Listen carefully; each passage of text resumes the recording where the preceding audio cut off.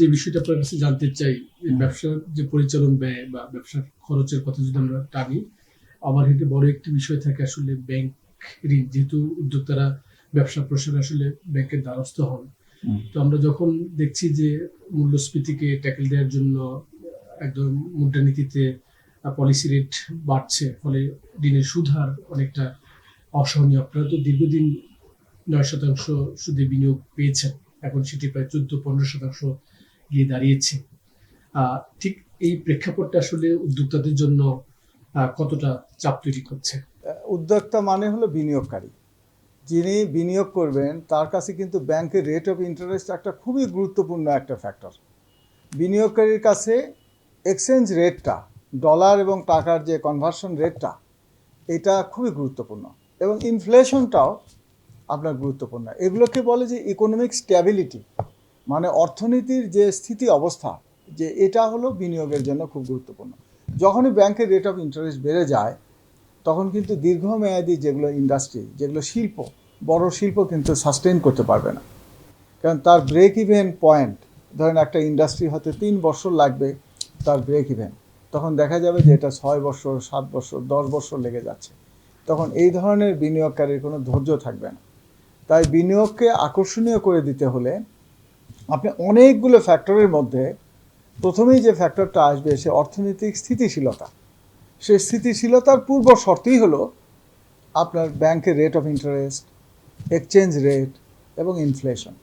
এগুলোকে নিয়ন্ত্রণে না রাখলে আপনার একটা বিনিয়োগের পরিবেশ, দেশীয় বিনিয়োগকারী এবং আন্তর্জাতিক বিনিয়োগকারী দুজনের জন্যই এটা হলো ডিসকমফোর্টের জায়গা, মানে তার সহায়ক কোনো নীতির সহায়তা হলো না। আমার দ্বিতীয় প্রশ্ন হলো যে যখন বাংলাদেশে আসলে ব্যবসা বাণিজ্য করতে গিয়ে অনেক ধরনের এই যে পলিসি রেটের বাইরেও আসলে ব্যবসায়ীদের নানা রকম চ্যালেঞ্জ মোকাবেলা করতে হয়।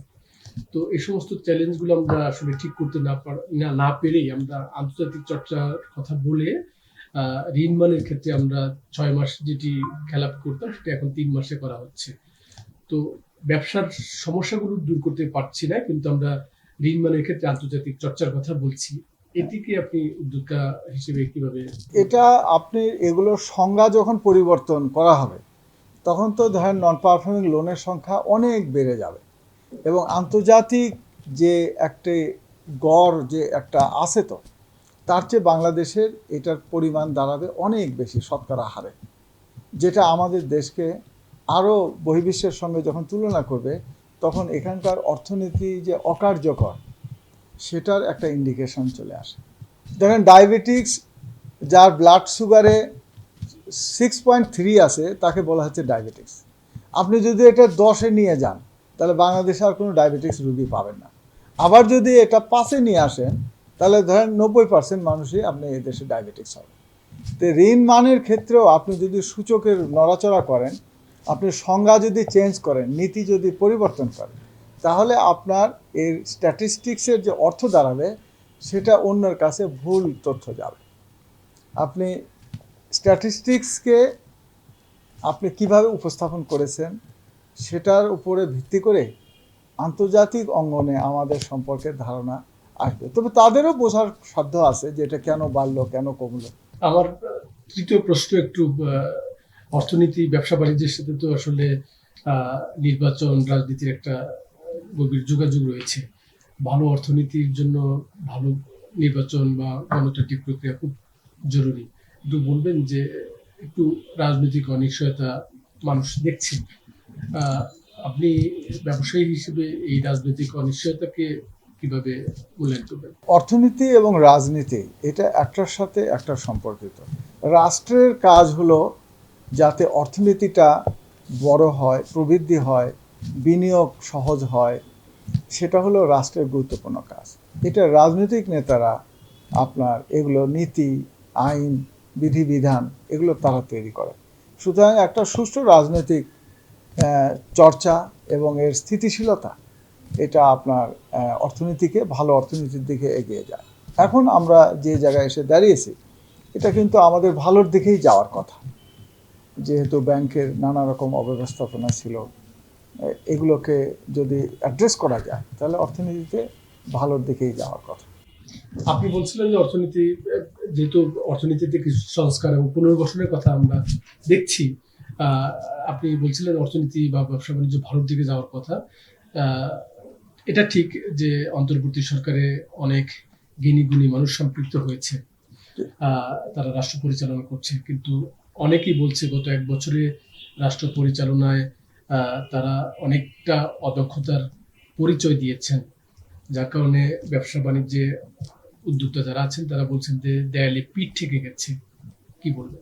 ব্যাংকিং সেক্টরে আপনার এটার উন্নয়ন হয়েছে, যে আগের চেয়ে আমাদের যে ডলারের অনিশ্চয়তা ছিল, এখন তো আমরা এলসিগুলো দিতে পারছি। আপনার ব্যাংকে যেগুলো পিলফারের যেগুলো ছিল সেগুলোকে থামানো গেছে, ফলে আপনি দেখেন যে আপনার যে রেমিটেন্স প্রবাহ যে বেড়ে গেল এর কারণে, মানে বৈধ চ্যানেলে এগুলো টাকা আসা শুরু করেছে। যে জায়গাটা আমাদের দীর্ঘমেয়াদী যেটা করার আছে সেটা হলো, যেমন ধরুন অর্থনীতির চ্যালেঞ্জ হলো আপনার ইনফ্লেশনকে আপনি কিভাবে নিয়ন্ত্রণ করবেন। আপনি কি সংকুচিত মুদ্রানীতিতে করবেন, নাকি স্থানীয় উৎপাদন বৃদ্ধি করে করবেন? আপনি কি স্বল্পমেয়াদীকে দীর্ঘ সময় রাখবেন, নাকি দীর্ঘমেয়াদী পলিসিটাই শুরু থেকে শুরু করবেন? এই যে অনেক অপশনস, এই অপশনের মধ্যে বেটার অপশন কোনটা, সেটা অবশ্যই আপনার লোকাল ইন্ডাস্ট্রি করার সহায়ক নীতি সহায়তা দেয়া, যাতে আপনার স্থানীয় শিল্পগুলো উৎপাদন করতে পারে। আমরা যদি এখন এলডিসি গ্র্যাজুয়েশনে যাই, তাহলে তো আমরা আর এক ধরনের চ্যালেঞ্জের মুখোমুখি পড়ব। এগুলো সব মিলে আপনার সরকারকেই ভাবতে হবে যে আমার কোনটা অগ্রাধিকার হওয়া দরকার। আমি কি এলডিসিকে আরও পিছিয়ে দেব, নাকি আমি আন্তর্জাতিক অর্থনীতির সঙ্গে WTOর সমস্ত শর্ত মেনে নিয়ে আমি একটা মহা সমুদ্রের মধ্যে ঝাঁপ দেব? এগুলো যাচাই বাছাই করার বিষয় আছে।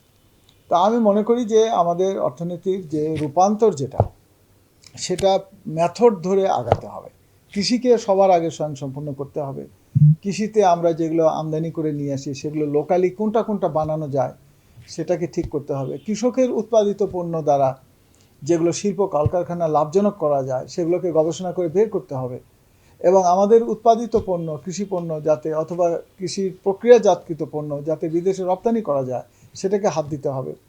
ইন্ডাস্ট্রিতে আমাদের অগ্রাধিকার শিল্পগুলো কি হতে পারে, ভারী শিল্প, মাঝারি ভারী শিল্প, লাইট ইন্ডাস্ট্রি, এগুলো সবগুলোকেই আমাদের দিতে হবে। এবং সার্ভিস সেক্টর আমাদের এগুলোর সাথে মিলায়া হবে।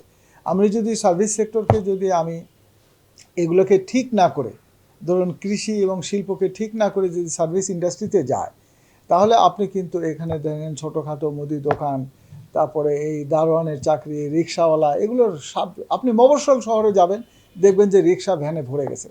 তার মানে কি, যে ইন্ডাস্ট্রিতে কর্মসংস্থানের সুযোগ সৃষ্টি না হবার কারণে অনেক শিক্ষিত যুবকেরা তারা এই সমস্ত পেশায় তারা যাচ্ছে, যেটা বাধ্য হচ্ছে। এই যে সার্ভিস ইন্ডাস্ট্রির যে উত্থান, আপনি শিল্পকে ঠিক করেন নাই, আপনি কৃষিকে ঠিক করেন নাই, তখন মানুষ কোথায় কাজ করবে? ফলে তারা অড জব এবং যে কোনো পেশায় শিক্ষিত যুবকরা যাবে। তাই আমাদেরকে ধরে ধরে ঠিক করতে হবে। কৃষিকে একেবারে স্বয়ংসম্পূর্ণ করতে হবে সম্ভাব্য সকল ক্ষেত্রে, আর শিল্পকে আমাদের দেশের স্বার্থে করতে হবে। আপনার পার্লামেন্টে যদি দেশের স্বার্থে আইনই করতে না পারেন, তাহলে সার্বভৌমত্ব আর কোথায় থাকে? আমার আইন যদি অন্য দেশের শিল্পকে যদি সমর্থন করে, তাহলে তো সার্বভৌমত্ব নিয়ে প্রশ্ন এসে যায়।